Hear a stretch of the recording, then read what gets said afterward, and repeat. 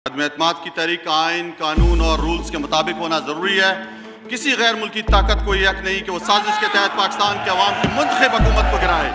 वज़ीर कानून ने जो नुकात उठाए हैं वो दुरुस्त है, वैलिड है। लिहाजा मैं रूलिंग देता हूँ कि अदम एतमाद की करारदाद आइन और कौमी मुख्तारी व आज़ादी से मुनाफी है और रूल्स और ज़ाब्ते के खिलाफ है। ये करारदाद में मुस्तरद डिसअलाउ करने की रूलिंग देता हूँ। ईवान की कार्रवाई रोक की जाती है। फरमान में इस्लामी जमहूरिया पाकिस्तान के दस्तूर के आर्टिकल 54 की शिक 3 के तहत तजवीज़ करदा इख्तियारात को बरबेकार।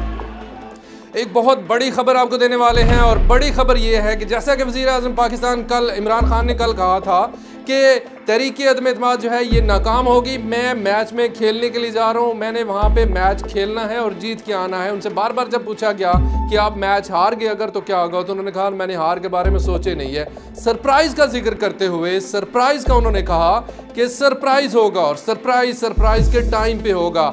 तहरीक अदम एतमाद मनसूख करार दे गई है, मुस्तरद करार दे दी गई है।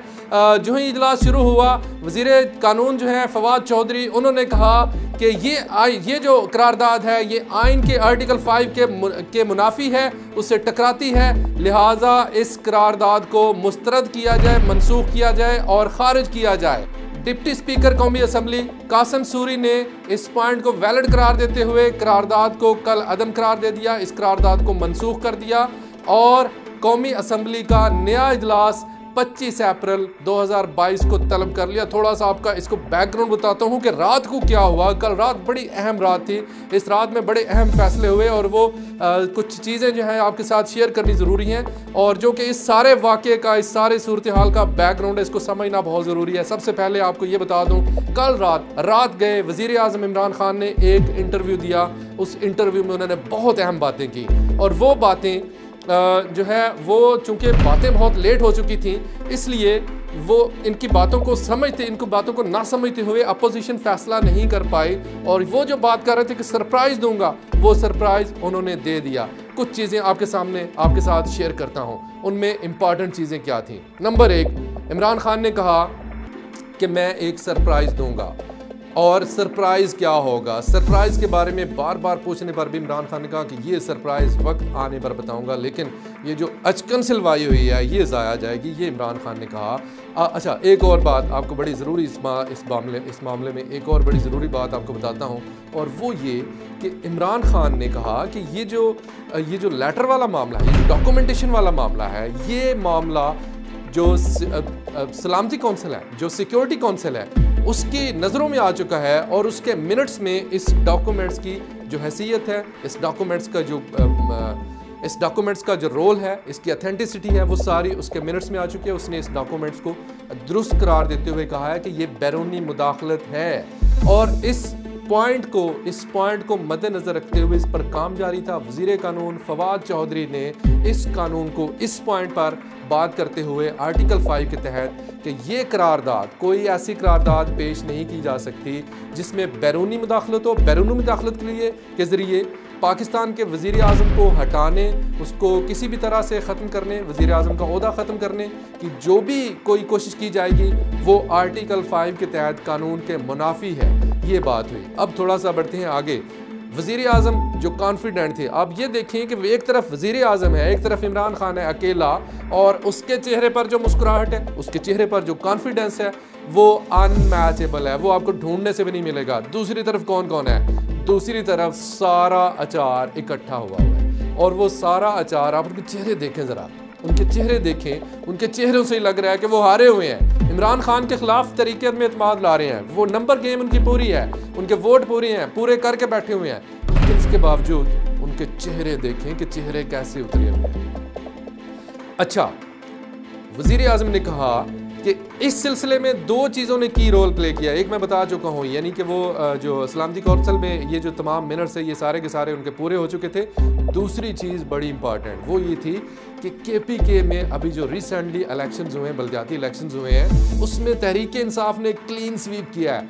यानी इसका मतलब क्या है? तहरीक इंसाफ वोट तो वही बंदे दे रहे हैं जो बलदियाती में दे रहे हैं, उन्होंने ही वोट देने हैं नेशनल असम्बली के लिए भी।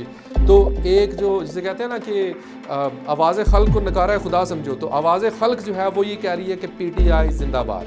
अच्छा, दूसरा क्या हुआ, जब PTI ने क्लीन स्वीप कर लिया, दूसरी तरफ पे ये जो मुनहरिफ अराकीन हैं, इनके खिलाफ पूरे मुल्क में शदीद तरीन नारेबाजी शुरू हो गई। अवाम ने निकल कर इनके हलकों में जाकर इनका जीना दूभर कर दिया। ये अवाम को मुंह नहीं दिखा सकते थे। अब इमरान खान ने अपने इंटरव्यू में इसी पर बात की। एक तो क्लीन स्वीप हो गया, KPK में क्लीन स्वीप हो गया। दूसरे नंबर पर ये जो मुनहरफ अरकान है, इनको क्या कहा गया था? इमरान खान ने कहा है कि इनको पैसे दिए गए, और दूसरे नंबर पर इनको ये जो मुनहरफ अरकान है, इनको नून लीग के टिकट दिए जाने थे। अब उनके अकल में ये बात आ रही थी कि ये जो नून लीग के टिकट्स हैं, ये लेके हमने करने क्या है? हम अवाम में जाएंगे, अवाम ने हमारा नाटका बंद कर देना, अवाम ने हमारा जीना दूभर कर देना।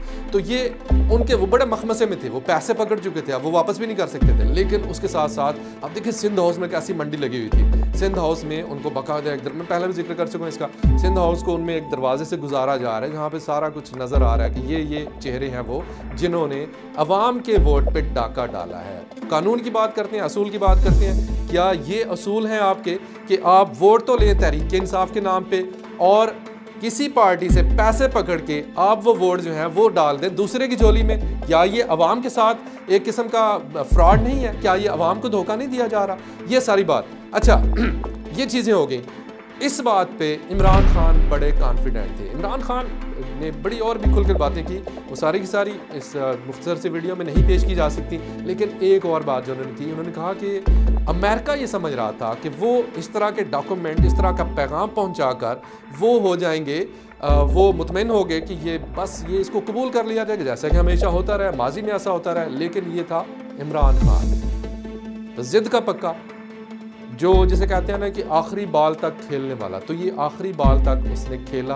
पहली वीडियो आप देख सकते हैं, मेरी दूसरी वीडियो में आप देखिएगा, उसमें मैंने डिटेल से बताया हुआ कि क्या क्या हुआ, कैसे कैसे हुआ, वो सारी वीडियो वो आप उस वीडियो को मस्त देखिएगा। ऊपर लिंक आ रहा है, इस लिंक में आप इसके क्लिक करिए और देखिए कि उस वीडियो में मैंने क्या कहा था। वो वीडियो बड़ी देखने के काबिल है, उसमें जो सारे सबूत पेश किए गए वो सारे के सारे अब आपको समझ आएगी कि वो सारे के सारे सबूत क्या थे। इन शॉर्ट ये है, आज का दिन पाकिस्तान की तारीख का एक बहुत बड़ा दिन है।